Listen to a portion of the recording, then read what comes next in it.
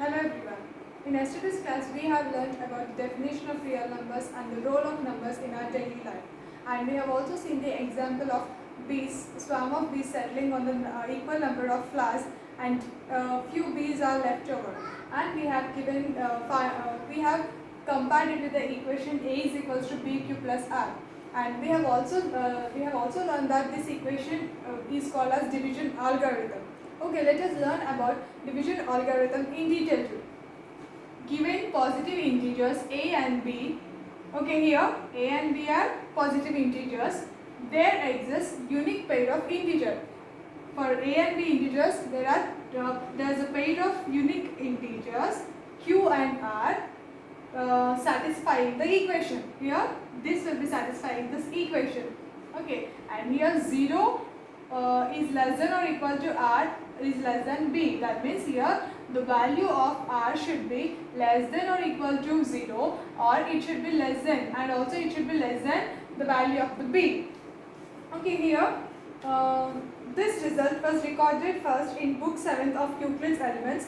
Euclid's algorithm is based on this division algorithm. Let us apply division algorithm. So here this we have already seen in our 7th class. So Euclid's algorithm, which is helpful to find out HCF, is based on the division algorithm. Let's see how. Let us find the HCF of 60 and 100 through the following activity. So here they have given the two numbers. What are they? Consider A is equals to 100 and B is equals to 60. Now let us do it in the form of let us consider this in the compare this with the equation, with the given equation.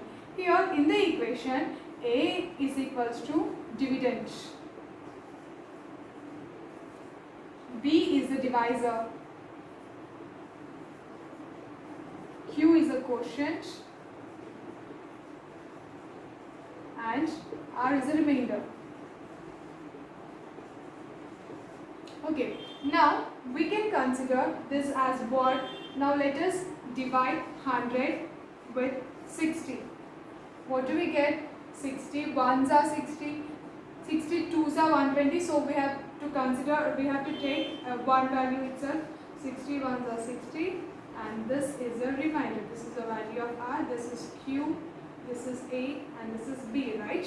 So let us substitute in the equation, that is 100 is equals to 60 into 1 plus 40. Will it satisfy?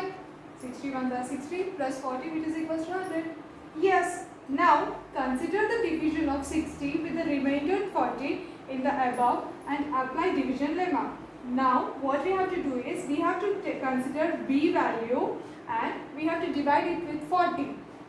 That means 60 should be divided by 40. This is step 1. Okay. Now 40 ones are 40, 42s are 80. We cannot take 2. So we have to take 40 ones are 40. And the remainder is 20 here. Q, A, and B. So here in step 2 we get 60 is equals to 40 into 1 plus 20.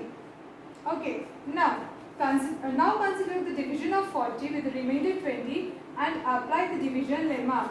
Now we have to take the value of 40 and we have to divide it with the remainder 20.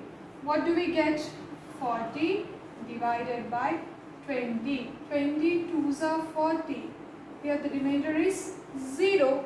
Okay, that means in step 3 what we got? 40 is equals to 20 into 2 plus 0. Our final remainder is what? 0. Notice that the remainder has become 0 and we cannot proceed any further. We claim that HCF of 60 and 100 is a divisor at this stage, that is 20. We observe that it is a series of well-defined steps to find HCF of 60 and 100. So let us take Euclid's algorithm clearly. So here we cannot make it further, we cannot go further because here the remainder is 0. So this is how we have to solve. So we consider 20 as a HCF of 60 and 100. Okay, normally if we do it in a normal way, What are the factors of 100? We get many factors. Okay, the highest common factor is 20 of both. 23s are 60, 25s are 100. So 20 is the highest common factor of 100 and 60. To obtain the HCF of two positive integers, say C and D, with C less than D, follow the steps below. So, to obtain HCF where C is greater than D, we have to follow the given steps here. In step 1, apply Euclid's division lemma to C and D. We find unique pair of whole numbers Q and R such that D is equals to C is equals to DQ plus R, where 0 is less than or equal to R or less than D. Here, according to Euclid division lemma, the equation given is C is equals to DQ plus R, and same 0 less than or equal to R less than or equal to D. Okay, where C is greater than D. This is step 1. Step 2. If R is equals to 0, D is the HCF of C and D. If R is not equal to 0, apply the division lemma to D and R. In step 2, if R is equals to 0, okay, then D is the HCF of C and D. And if R value is not 0, then we have to continue the algorithm process. In step 3, continue the process till the remainder is 0. The divisor at this stage will be the required HCF. We have to continue till we get the remainder as 0, as in our step 3 for 160. Okay, this is all about Euclid's algorithm. Let us consider another example.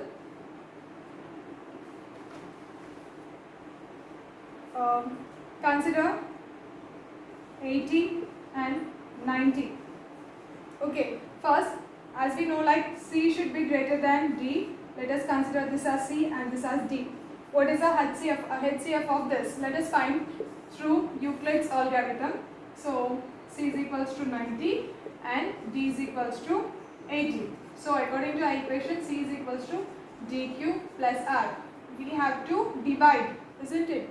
So 90 is divided by 80. 80 ones are 80.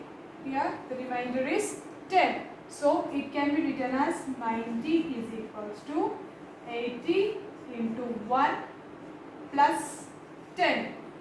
Now we have to consider this as C and this as D. We have to divide it again. 80 by 10. 10 8s are 80 and the remainder is 0. So 80 is equals to 10 into 8 plus 0. As we have got the remainder as 0, R is equals to 0, then we have to consider the value D as its HCF. Therefore, HCF of 90 and 80 is 10.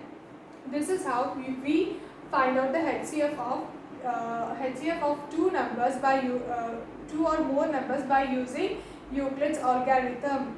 We will be learning, we'll be exploring more about Euclid's algorithm, HCF of based on Euclid's algorithm in our further classes by solving the example problems and also by solving the exercise problems. Thank you.